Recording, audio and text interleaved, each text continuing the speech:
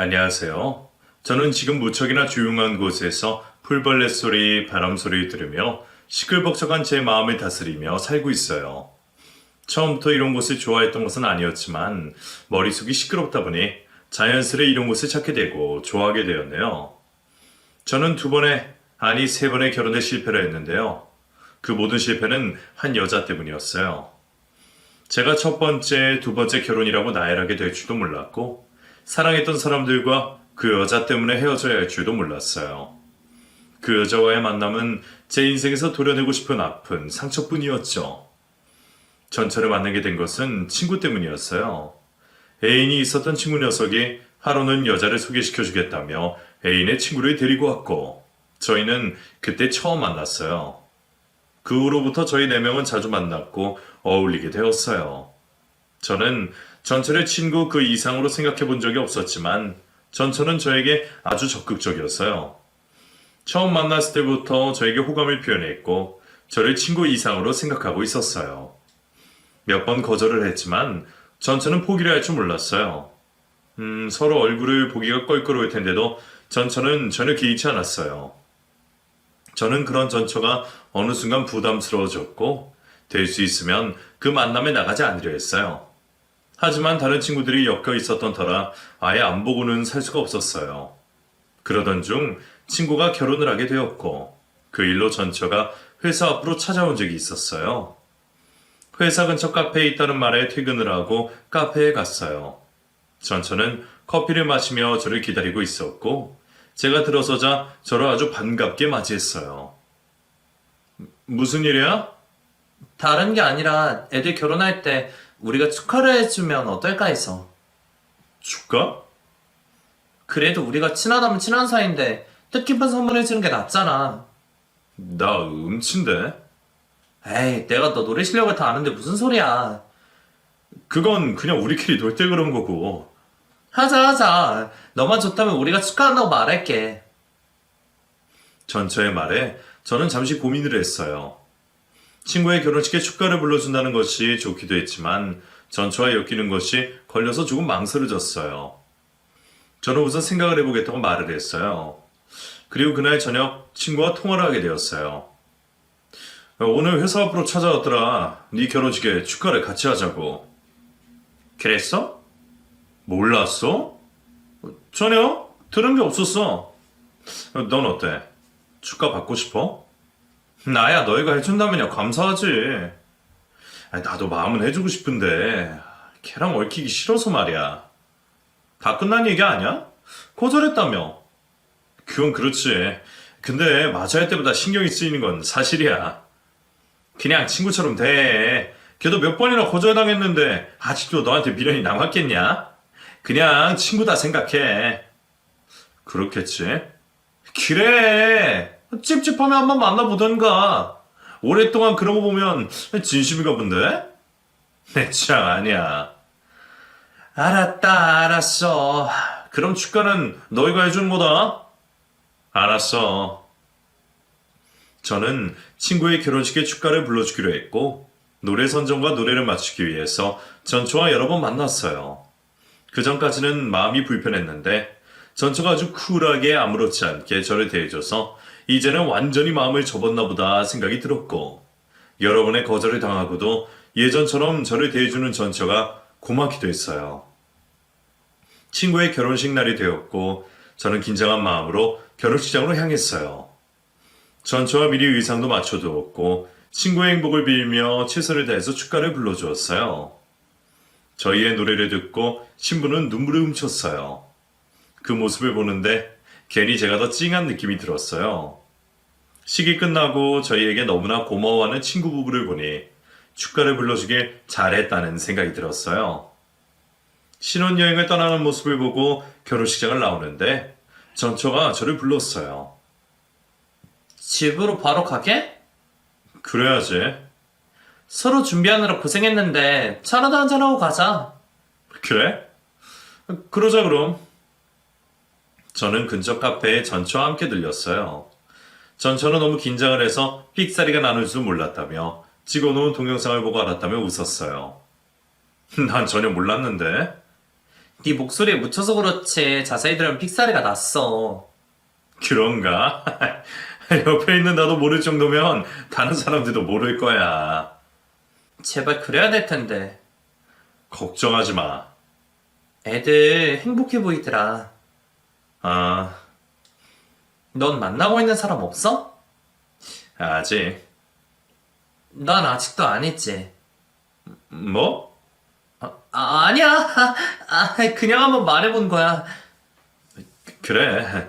난 저번에도 말했지만 이 정도 관계가 딱 좋아. 그럼 알지. 미안하다. 아니야. 사람 마음이 어디 내 마음대로 되겠니? 그만 일어나자. 긴장이 풀렸더니 금방 피곤해지네. 그래. 전차는 안절부절하며 일어섰고 저희는 헤어졌어요. 저에 대한 미련이 없다고 생각했는데 전차는 아직까지도 아니었나 봐요. 괜시리 또 마음만 심란해졌어요. 일주일이 지났고 신혼여행을 떠난 친구 부부가 돌아왔어요. 그리고는 저희에게 고마움을 표시하겠다며 술자리에 불렀어요. 저는 괜찮다고 마다했지만 친구의 말에 거절할 수가 없었어요. 걔 신경 쓰여서 그런 거면 신경 쓸 거 없어. 다음 주에 다른 지역으로 이사 간대. 갑자기? 그렇다네. 직장을 옮겼다나 봐. 그랬구나. 그러니까 마지막으로 본다고 생각하고 마음 편안하게 나와. 너 안 나오면 자기 때문에 그런 거라고 생각할 텐데. 알겠다. 어디로 가면 되니? 너네 집 사거리 호프집 알지? 거기로 7시까지 나와. 오케이. 저는 친구가 말한 장소로 나갔고 오랜만에 넷이서 술자리를 갖게 되었어요. 결혼식 때 있었던 일부터 신혼여행지에서 있었던 일까지 깔깔거리면서 이야기를 하고 있는 친구 부부를 보니 행복해 보였어요. 전초도 이야기를 들으며 박수를 치며 깔깔거렸어요. 곧 다른 지역으로 가게 될 전철을 좋은 마음으로 보내주고 싶었던 저는 선을 그어놨던 마음을 열었고 처음 만났을 때처럼 편안하게 술자리 가졌어요. 어느 정도 분위기가 달아올랐을 때 친구 녀석이 술에 많이 취했는지 비틀거렸고 택시를 불러 친구 부부를 먼저 보냈어요. 저도 오랜만에 과음을 했는지 머리가 핑 도는 것 같았고 몸이 비틀거렸어요. 그때 전처가 저를 부축해줬어요. 괜찮아? 괜찮아. 여기 잠깐 앉자. 벤치에 앉은 저에게 전처는 생수를 건넸어요. 저는 생수를 벌컥벌컥 마셨어요. 술 때문에 몸이 뜨거웠다가 차가운 물이 들어가니 갑자기 한기가 도는 것 같았어요. 제가 몸을 떨자 전처는 입고 있던 자신의 외투를 저에게 벗어주었어요. 저는 괜찮다고 말렸지만 전처는 아랑곳하지 않고 외투를 제게 덮었어요. 하나만 물어봐도 돼? 뭔데? 왜 내가 싫어? 어? 여러 번 생각해도 난 아니야? 그게 넌 그냥 내 친구야. 항상 똑같이 늘 친구랑 감정뿐이었어? 미안하지만 그래. 넌 늘 친구 그 이상 그 이하도 아니야. 전처의 물음에 대답을 하던 저는 스르르 몸이 풀리더니 전처의 어깨에 기대어 그대로 잠이 들고 말았어요. 다음날 비몽사몽한 채로 눈을 뜬 저는 낯선 환경에 깜짝 놀라고 말았어요. 아기자기한 소품들로 꾸며진 낯선 방을 조심스레 훑어보았고 제 옆에 전처를 보는 순간 소스라치게 놀랐어요. 제 소리에 자고 있던 전처가 눈을 떴어요. 일어났어? 여기 어디야? 기억 안 나? 전혀. 어젯밤에 네가 너무 취해서 벤치에 쓰러지는 바람에 어쩔 수 없이 데리고 왔어. 저는 기억을 되살려보려고 애를 썼어요. 분명 벤치에 앉아 잠시 쉰 기억은 나는데 그 뒤로는 전혀 생각이 나질 않았어요. 당황해하고 있는 저를 보던 전처는 아무 일도 없었으니 걱정하지 말라며 일어났어요. 그리고는 다음에 볼 때에도 반갑게 보자며 웃었어요. 너무나 쿨한 전처의 반응에 저는 더 당황스러웠어요. 전처는 일이 있다며 밖으로 나갔고 저도 부랴부랴 옷을 입고는 집으로 돌아왔어요. 술은 분명 닦였는데도 기억은 돌아오지 않았어요. 그때 먼저 집에 들어간 친구에게 해장 같이 하자며 연락이 왔고 저는 식당으로 갔어요. 친구는 아직도 술이 덜 깼는지 페인처럼 하고 눈이 거의 반쯤 잠긴 채 앉아 있었어요. 정신 차려. 아직도 술이 덜 깼냐? 왔어. 어머니, 여기 해장국 2개요. 주문과 동시에 해장국이 바로 나왔고 뜨뜻한 국물을 들이키니 속이 풀리는 것 같았어요. 친구는 말없이 해장국물 들이키더니 어느 정도 먹고 나서야 반쯤 잠긴 눈이 뜨이는 듯 했어요. 그제서야 저의 안부를 묻는 친구. 어제 우리 가고 바로 헤어졌어? 재수 씨가 아무 말도 안 해? 무슨 말? 별말 없었는데. 아침에 눈 떠보니 걔 집이더라. 뭐? 근데 아무것도 기억이 안 나. 걔는 뭐래? 아무 일 없었으니 걱정하지 말라고 말하더니 일 있다고 나가더라. 넌 정말 아무 기억이 안 나? 그렇다니까. 그럼 아무 일 없던 것이 맞네. 걔도 그렇게 말했다며. 너 좋다고 따라다니던 애인데 정말 아무 일이 없었어도 있었다고 말해야 되는 거 아니야? 걔 보기보다 양심적이네. 그렇겠지? 그래, 신경 쓰지 마. 친구와 대화를 하면서 찝찝했던 제 마음이 조금 해소가 되는 것 같았어요. 정말 친구의 말대로 전처는 이게 기회다라고 생각할 수도 있으니까요. 그렇게 그 일은 제 기억 속에서 잊혀져 가고 있었어요.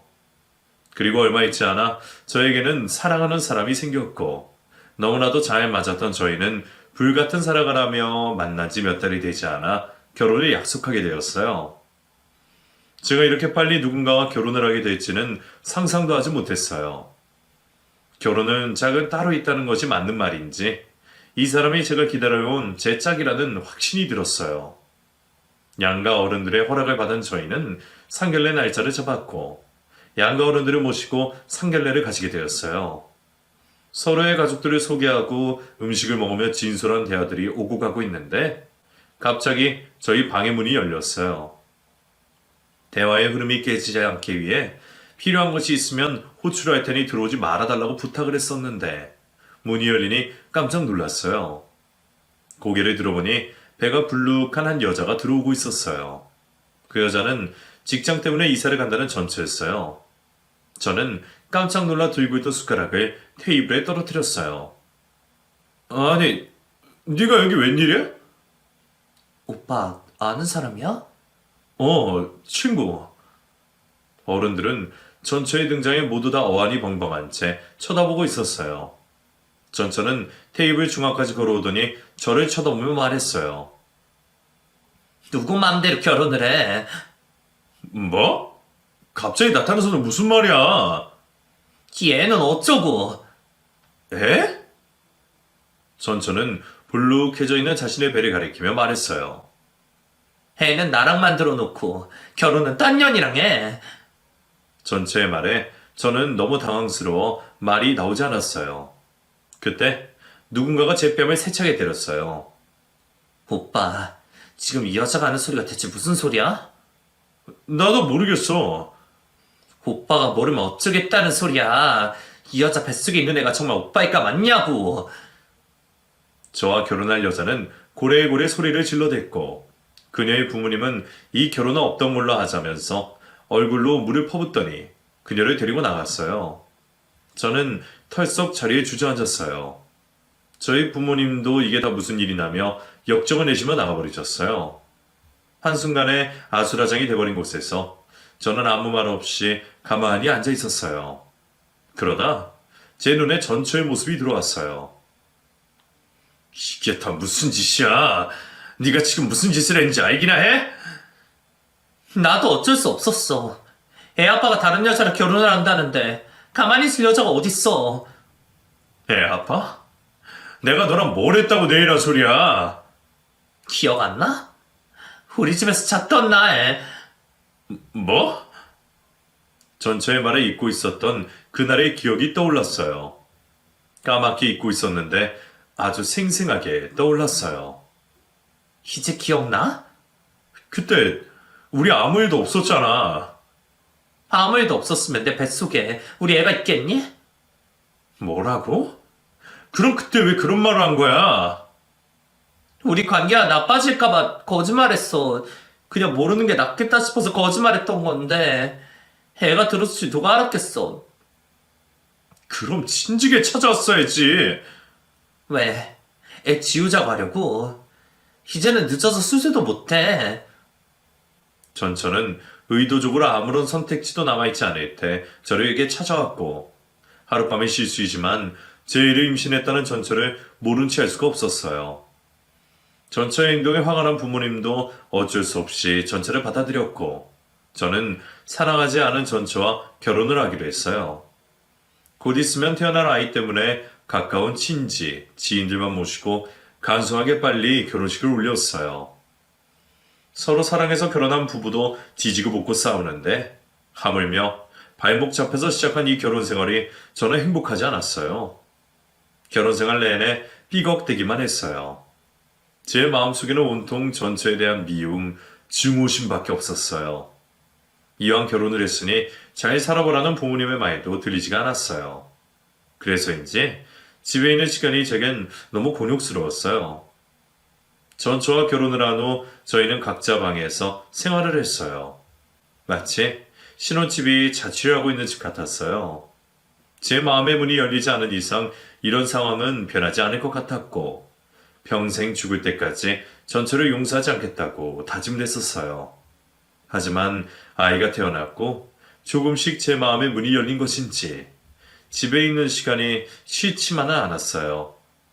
먹고 자고만 하던 갓난아이가 어느새 오마리도 하고 방긋방긋 웃기도 하고 뒤집기도 하면서 저의 얼굴에도 미소라는 것이 생기기 시작했어요.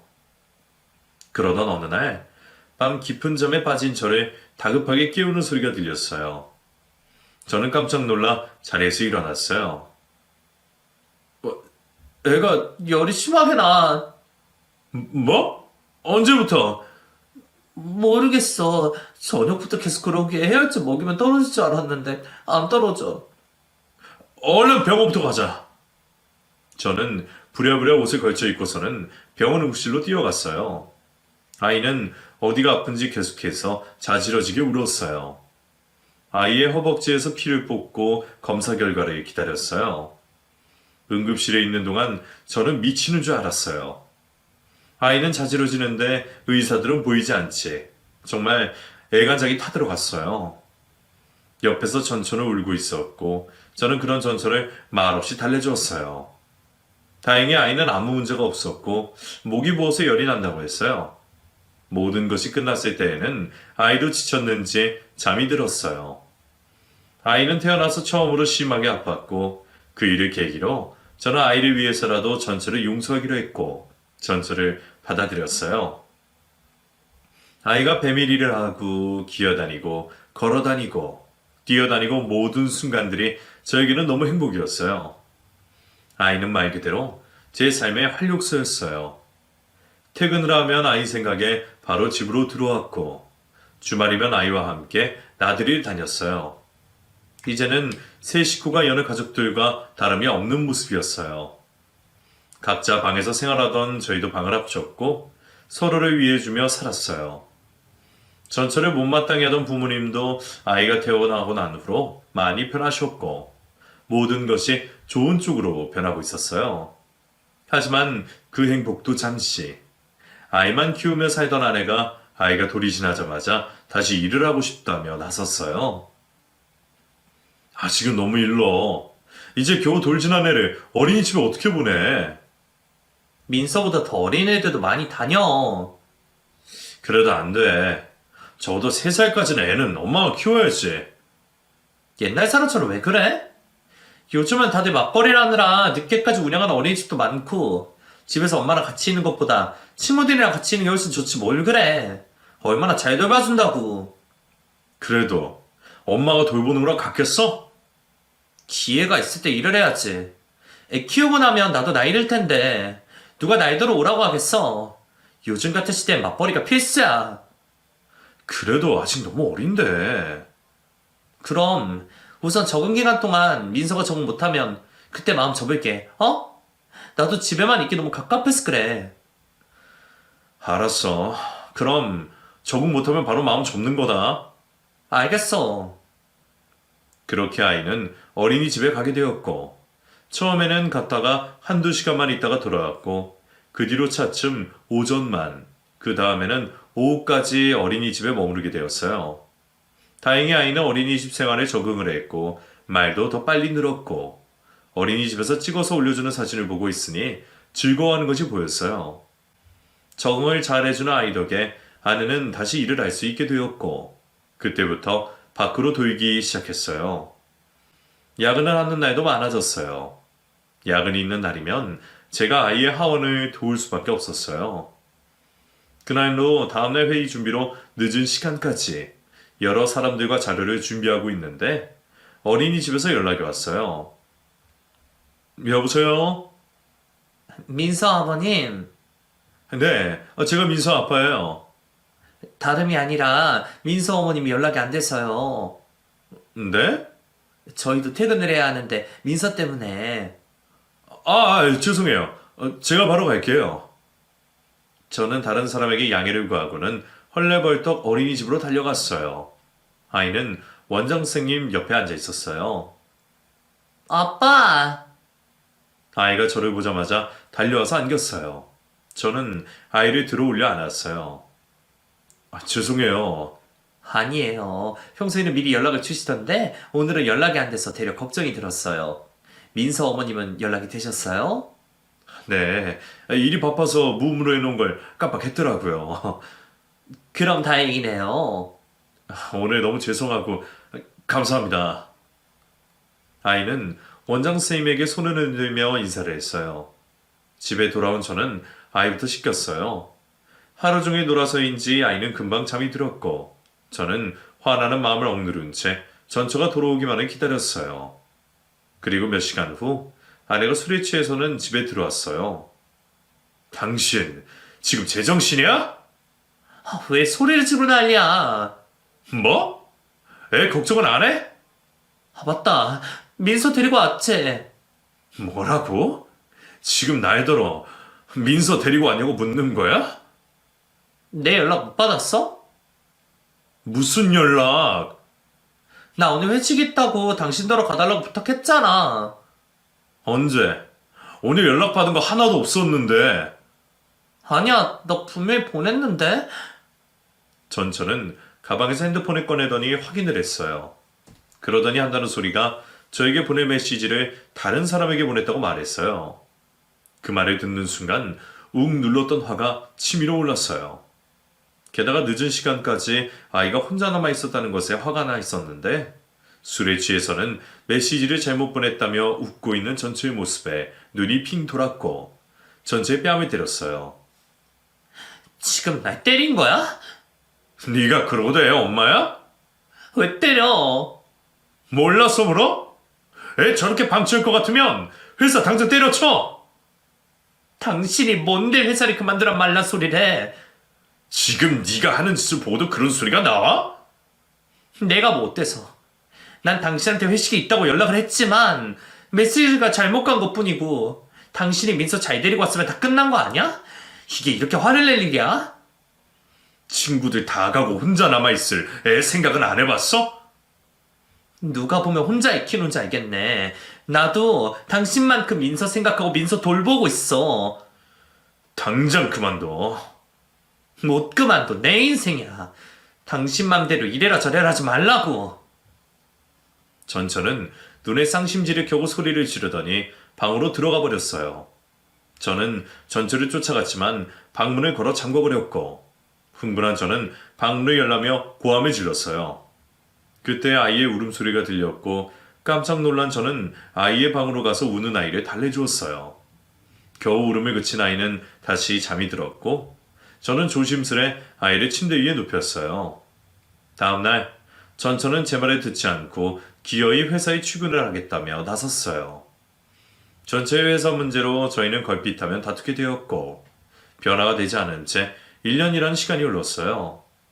그러던 어느 날 일찍 퇴근을 하게 된 저는 아이를 데려가기 위해 어린이집에 들렀어요.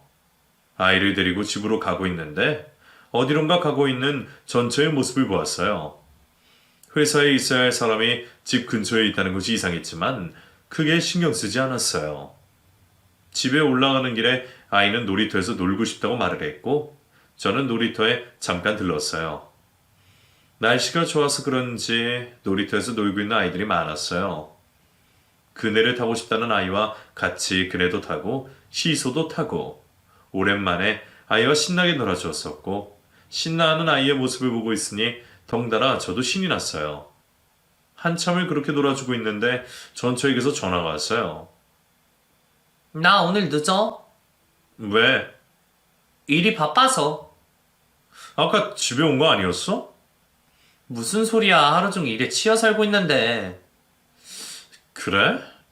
그래. 나 기다리지 말고 먼저 자. 전처와 통화를 끊고 난 후 아이를 데리고 집으로 올라왔고 집에는 어머니가 아이가 보고 싶다며 찾아오셨어요. 저는 오랜만에 어머니가 차려주신 저녁을 먹었어요. 어머니는 직장 다니면서 아이를 키우는 것이 얼마나 힘든 줄 아냐며 전처에게 잘해주라고 하셨어요. 식사를 마친 저는 아이와 함께 거실에서 블록놀이를 하며 같이 놀고 있었어요. 주방에서 뒷정리를 마친 어머니가 집에 가신다며 외투를 입자 아이가 울면서 어머니에게 매달렸어요. 어이, 가지 마. 아이고, 우리 똥강아지. 할머니 여기서 자고 갈까? 어머니는 가지 말라며 팔을 벌리고 울고 있는 아이가 예쁜지 아이를 품에 안고 일어났어요. 그리고는 아이를 데리고 갔다가 내일 데려다 준다고 하셨고 저는 아이의 옷을 입히고 즐겨노는 장난감을 챙겨서는 어머니의 편에 같이 보냈어요. 어머니가 가고 난 후 거실에 홀로 앉아있던 저는 저녁을 먹으면서 어머니가 했던 말이 떠올랐어요. 주방으로 가서 어머니가 만들어 오신 반찬들을 도시락에 넣어서는 전처의 회사로 출발했어요. 늦은 시간이라 그런지 다른 회사들은 거의 다 문을 닫은 상태였고 전처의 회사는 불이 환하게 켜져 있었어요. 저는 도시락을 들고 입구에 도착했어요. 그 순간 사무실에 불이 하나 둘 꺼지더니 컴컴해졌어요. 그리고는 처음 오는 사람 한 명이 나왔어요. 저기 사무실에 아무도 없나요? 네, 제가 마지막인데 어떻게 오셨어요? 여기 근무하는 사람을 찾아왔는데 그분 성함이 어떻게 되세요? 이기영 씨요. 이기영? 아, 몇 달 전에 그만두신 분? 네? 그분 몇 달 전에 그만두셨어요. 남편분이 회사 다니는 것을 원치 않는다고 하시면서 그만두셨거든요. 직원의 말에 저는 깜짝 놀랐어요. 전처는 회사를 그만둔 지 벌써 몇 개월이 지났고 저는 전혀 모르고 있었어요. 늘 아침이면 출근을 했고 저녁이면 퇴근을 했고 일이 많아서 야근을 한 적도 회식을 한다고 늦게 들어온 적이 있던 전처가 회사를 다니고 있지 않다니요. 저는 황당하고 어이가 없었어요. 그동안 회사를 다니는 척 저를 감쪽같이 속이고 있었다는 사실에 그리고 오늘 일이 많아서 야근을 한다고 연락을 했던 것이 떠올라 화가 났어요. 들고 있던 도시락을 쓰레기통에 집어 던졌어요. 그리고는 전처에게 전화를 걸었어요. 아무리 전화를 해도 전처는 받지 않았어요. 연락이 되지 않자 저는 점점 더 끌어올랐고 화를 주체할 수가 없었어요. 씩씩거리며 건물을 나와 집으로 차를 돌렸어요. 집 앞에 달아달았을 때 골목 앞뒤에 세워진 차에서 전처가 내리는 것을 보았어요. 저는 차를 급히 멈췄고 계속 전처를 주시했어요. 아내가 내리자 운전석에서 남자 하나가 내리더니 두 사람은 입을 맞추었어요. 그 모습에 저는 화가 크게 달아올랐고 차에서 내려 그들에게 쫓아갔어요. 그리고는 전처를 떼어내고는 그 남자의 멱살을 잡아서 바닥으로 내팽개쳤어요. 그리고는 그 남자의 몸 위에 올라타서는 주먹으로 있는 힘껏 두들겨 팼어요. 그러자 전처는 소리를 지르며 저를 그 남자에게서 떼어내려고 안간힘을 썼어요. 저는 그런 전처를 바닥으로 밀쳤고 그 남자에게서 내려왔어요. 이 새끼, 너 뭐야? 뭐하는 놈이길래 유부녀를 헉짓거려? 한 번만 내 눈에 띄면 그땐 죽여버릴 거야. 저는 쓰러져 있는 그 남자에게 선전포고를 하고는 전처를 데리고 집으로 올라왔어요. 집에 온 저는 붙잡고 있던 전처의 팔을 바닥으로 끌어당겼어요. 아, 당신 지금 나랑 뭐 하자는 거야? 아까 그놈 대체 누구야? 오해야? 오해? 내 두 눈으로 똑똑히 봤는데도 그런 말이 나와. 정말이야. 아무 사이도 아니야. 그 말에 나보고 믿으란 소리야? 믿든 말든 그건 당신 자유지만 나는 결백해. 일하다가 너무 늦은 시간이라 차가 없어서 데려다 준 것뿐이야. 뭐? 회사도 그만둔 사람이 무슨 일을 해? 뭐? 왜? 또 거짓말 해보시지? 당신이 그만두라고 해서 그만둔 것뿐이야. 그럼 왜 속였는데? 맨날 회사 가는 척하고 그놈 만나러 다녔던 거니? 아니라니까. 왜 자꾸 그 사람이랑 엮어? 그럼 그 새끼 불러. 삼자 대면 해보자고. 그 사람 끌어들이지 마. 뭐라고? 당신한테 그런 소리 들을 사람도 아니고 나랑 이혼하면 되잖아. 이혼해. 이혼해 줄게. 지금 이혼하자고 한 거니? 그래, 이혼해. 와, 적반하장도 요분수 씨. 나를 속이고 바람까지 핀 년이 이혼을 하자고? 그럼 어쩌자고. 전처의 말에 저는 기가 막혀서 말문이 막혔어요. 손이 발이 되게 싹싹 비려도 모자랄 판에 이혼이라뇨. 너무 어이가 없어서 웃음밖에 나오질 않았어요. 나랑 이혼하고 그놈하게 가려고? 누구 좋으라고 이혼을 해? 절대로 못 해줘! 그럼 계속 이렇게 살던가. 전처는 노려보며 방으로 들어갔어요. 그 이후 전처는 걸핏하면 이혼 타령을 했고, 저는 아직 어린아이 때문에 이혼만은 안 된다고 했어요. 하지만 전처는 이혼을 하고 싶어 안달이 난 사람 마냥 저를 함부로 대했고, 아이가 있든 없든 물불 가리지 않고 말을 함부로 해댔어요. 집안 분위기가 이렇다 보니 밝았던 아이 역시 어두워졌고, 혼자 있는 것을 극도로 무서워했어요. 아이의 상태가 심각하다는 것은 어린이집 선생님과 상담을 하면서 알게 되었어요. 이런 질문드리기가 그렇긴 한데 혹시 집에 무슨 문제라도 있나요? 네? 민서가 최근에 많이 달라졌어요. 무슨 말씀이신지. 집에서는 잘 놀고 잘 지내나요? 네, 예전과 똑같았는데.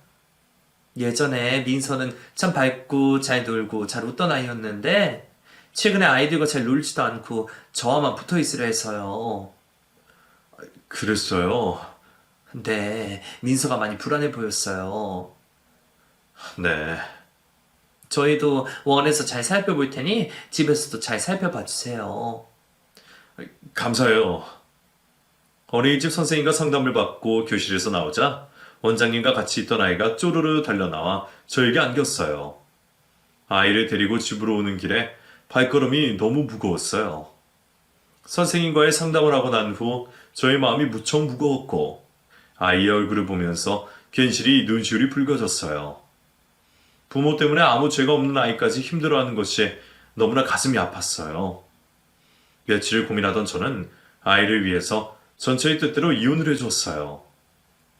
여자아이였던 아이는 엄마의 손이 더 필요하다는 것을 느껴 전처가 몇 년을 맡기로 했고 매주 주말마다 아이를 집으로 데려다 주기로 했어요.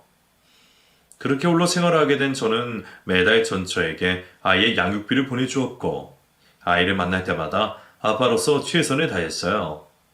매일매일 볼 수 없었던 아이였기에 만나면 더 애틋했고 잠시라도 떨어지고 싶지 않았어요. 아이와 저는 저희 나름대로 부녀 간의 정을 나누며 지냈어요. 몇 달 뒤 전처는 바람이 났던 그 남자와 결혼을 했고 아이가 새아빠에게 정을 붙이려면 어쩔 수 없다며 매주 만났던 아이를 한 달에 한 번만 만나게 해준다고 했어요. 그런 것이 어딨냐며 그럴 수 없다고 펄쩍 뛰었지만 전처는 앞으로 아이가 계속해서 같이 살 아빠는 지금의 저가 아닌 새아빠라며 아이를 먼저 생각하라고 말을 했어요. 전처의 말을 들으면 아이를 위해서는 그것이 맞겠다는 생각이 들었지만 또 한편으로 제 자식도 키우면서 속 썩을 일이 많은데 피도 한 방울 섞이지 않은 그 남자가 제 아이에게 해코지라면 어쩌지 하는 걱정도 들었어요. 그럼 민서 내가 데려가겠어. 무슨 소리야? 당신 재혼한다며. 재혼해서 애 안 나올 거야? 그거랑 이거랑 무슨 상관인데? 왜 상관이 없어? 그놈도 지 새끼 태어나면 우리 민서 거들떠 보기라도 할 것 같아? 그런 사람 아니야. 아니 이게 뭐가 아니야 유부녀랑 바람난 놈이. 그만해. 다 끝낸 얘기 왜 또 꺼내? 내 새끼 내가 데려갈 거야. 그 집에서 천떡그릇기로 살게 내버려둘 수 없어. 나도 민서 절대로 당신한테 줄 수 없어. 전처와 저는 아이 문제로 팽팽하게 맞섰고 저는 무슨 수를 써서라도 아이를 데려오겠다고 다짐을 했어요. 저는 온통 머릿속에는 아이뿐이었고 사는 게 아니었어요. 그러던 중 친구가 찾아왔고 전처에 대한 안 좋은 소문을 듣게 되었어요. 그게 무슨 소리야? 걔 직장 옮긴다고 이사 갔던 거 기억나지? 그래. 너 결혼하고 나서 얼마 안 있다가 그래서 그날 술 마시는 바람에 이렇게 됐잖아. 지금 그게 문제가 아니고 그때 거기서 동거라던 남자가 있었대. 동거? 그래. 지금 재혼한 그 남자라던데? 뭐? 어디서 들었어? 나도 와이프한테서 들었어. 지금 그쪽 동창들 사이에서 소문이 돌고 있나 봐. 설마. 혹시 모르니 너도 친자 검사해봐. 아니면 다행이지만 네 애가 아닐 수도 있는 거잖아. 너 지금 네 애도 아닌 애한테 양육비 보내고 목숨 걸고 있는 거일 수도 있다고. 나랑 그렇게 똑 닮았는데. 확인해서 나쁠 건 없잖아. 꼭 해봐. 친구에게 전해들은 전처에 대한 안 좋은 소문. 그것이 제가 사랑하고 있는 아이와 관련된 것이라 저는 혼란스러웠어요. 그럴 리 없다고. 그저 소문이라고 믿고 싶었지만 찝찝한 것보다는 확실한 것이 낫다고 생각이 들던 저는 아이를 만나는 날 아이의 머리카락을 뽑아 친자 검사를 하게 되었어요. 검사 결과가 나오는 시간 동안 저는 정말 시간이 멈춘 것 같았어요. 하루가 1년처럼 느껴졌어요. 분명히 내 아이가 맞을 거라는 확신하면서도 어딘가 모르게 불안한 마음이 들었어요. 그리고 그렇게 기다렸던 친자 확인 결과서가 나왔고 저는 봉투를 열어보고는 깜짝 놀라 종이를 놓쳤어요. 제가 그토록 믿었던, 아니 믿고 싶었던 제 아이는 저의 아이가 아니었어요. 손이 달달 떨렸고 온몸에 힘이 빠져 바닥에 주저앉았어요. 그리고는 종이를 다시 한번 보았어요. 제발 제가 잘못 받길 바라면서요. 하지만 전 정확하게 봤고 그 순간 피가 거꾸로 쏟는 것 같이 얼굴이 빨갛게 달아올랐어요. 용광로처럼 끌어올라 제 몸을 주체를 할 수 없을 만큼 흥분이 되었고 저는 결과지를 들고는 그 길로 전처의 집으로 쫓아갔어요. 아무리 배를 누르고 대문을 걷어차도 사람 새끼 하나 나오지 않았어요. 한참을 그렇게도 아무런 반응이 없자 저는 아이가 다니고 있는 어린이집으로 쫓아갔고 그곳에서 청천벽력 같은 소식을 전해 들었어요. 아이가 미국으로 이민을 간다며 그만두었다는 것이었어요. 저는 두 다리에 힘이 풀렸어요. 친구에게 전해들은 그 소문은 소문이 아니라 진실이었어요. 이사를 간 전처는 그 남자와 동거 중에 임신을 한 것을 알았고 그 남자와 같이 사느니 저와 사는 것이 더 낫다는 생각에 그 아이가 제 아이가 아닌 것을 알면서도 저의 결혼을 회박놓고 저와 결혼을 했던 것이었어요. 그리고는 또 다시 애 아빠인 그 남자를 만났고 저와 이혼을 하고 그 남자에게 다시 돌아간 것이죠. 그래 놓고선 따박따박 저에게 양육비까지 받아간 전처와 그 남자. 아무것도 모른 채 그들의 손에 놀아났다는 것에 저는 너무 황당하고 어이가 없었어요. 제 자신이 너무 한심스럽고 바보 같다는 생각에 망연자실한 저는 매일매일을 술을 마시며 보냈어요. 옆에서 보기 힘들었던 친구가 심리 상담이라도 받으면 도움이 된다며 저를 병원으로 데리고 갔어요. 어두운 방 안에만 처박혀 술로만 지내던 저였는데 몇 년 동안 병원에 다니면서 의사 선생님과 대화를 나누다 보니 조금씩 마음의 안정도 생겼고 제 삶에도 변화가 찾아왔어요. 완전히 다 회복이 되진 않았지만 어느 정도 회복이 된 것 같았어요. 다시 사람들을 만나게 되었고 일상생활도 가능하게 되었거든요. 그리고 저의 상담을 도와주었던 의사 선생님과 인연이 되어 결혼을 하게 되었어요. 한 번의 아픔이 있었던 저와 그런 저의 아픔을 옆에서 보다듬어준 의사 선생님. 저희 둘은 많은 사람들의 축복을 받으며 행복한 결혼식을 올렸고 다음날 신혼여행을 떠났어요. 신혼여행을 간 첫날 밤, 아내가 저에게 어렵게 말을 꺼내며 부탁을 했어요. 친오빠 딸, 내가 키우면 안 될까요? 친오빠요? 당신한테 오빠가 있었어요? 있었죠. 그런데 말을 왜 안 했어요? 초가집 식구들에게도 들은 적이 없었던 것 같은데. 저희 집에선 오빠는 처음부터 없었던 사람이랑 매한가지예요. 아니, 왜요? 부모님의 뜻을 거역했거든요. 아무리 그래도 그렇지. 자식인데. 저희 집은 그랬어요. 부모님은 오빠가 자신들이 원하는 사람과 결혼하기를 원했지만 오빠는 그때 만나고 있던 여자가 있었어요. 부모님의 반대는 심하지 오빠는 덜컥 일부터 저지른 거죠. 집을 나가 그 여자와 동거를 시작했어요. 몇 달 뒤에 그 사실을 알게 된 부모님이 오빠는 데려왔고 그 사이 그 여자는 다른 남자와 결혼해서 애를 낳고 산다는 소식을 들었어요. 그런데 알고 봤더니 그 애가 오빠였던 거예요.